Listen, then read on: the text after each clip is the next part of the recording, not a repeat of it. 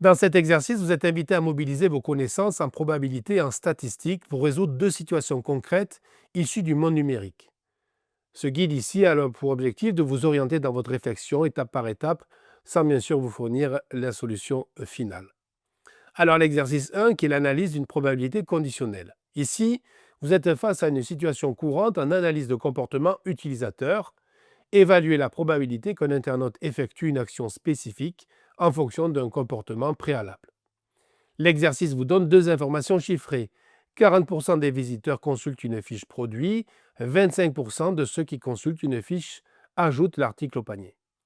Pour répondre à la première question, quelle est la probabilité qu'un visiteur ajoute un article à son panier? Vous devez identifier qu'il s'agit ici d'une probabilité composée. Il vous faudra ensuite combiner deux événements, consulter une fiche et ajouter au panier. Réfléchissez donc à la manière dont on combine deux événements successifs dans un raisonnement probabiliste. Pour la deuxième question, si un utilisateur a ajouté un article au panier, quelle est la probabilité qu'il ait consulté une fiche auparavant? Vous êtes dans un cas typique de probabilité conditionnelle inversée, que l'on peut traiter avec une démarche rigoureuse. Posez-vous les bonnes questions. Quelle est l'information disponible? Quelle est l'hypothèse antérieure que l'on cherche à retrouver? Vous pouvez vous aider d'un arbre de probabilité afin d'organiser les différentes étapes et visualiser les enchaînements logiques entre les événements. Cela vous permettra d'identifier les chemins pertinents pour chaque question. Pour l'exercice 2, vous devez utiliser une technique classique de statistique inférentielle pour encadrer une moyenne à partir d'un échantillon. On vous fournit la taille de l'échantillon, la moyenne observée, l'écart type, le niveau de confiance. La première étape consiste donc à identifier quel type de distribution est applicable.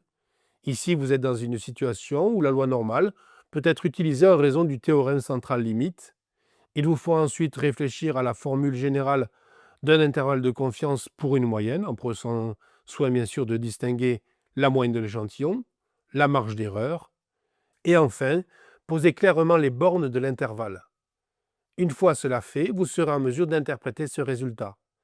L'affirmation d'un utilisateur, le temps moyen dépasse 3 secondes, est-elle compatible avec l'intervalle de confiance? Si 3 secondes ne figurent pas dans l'intervalle, peut-on dire que cette affirmation est probablement fausse?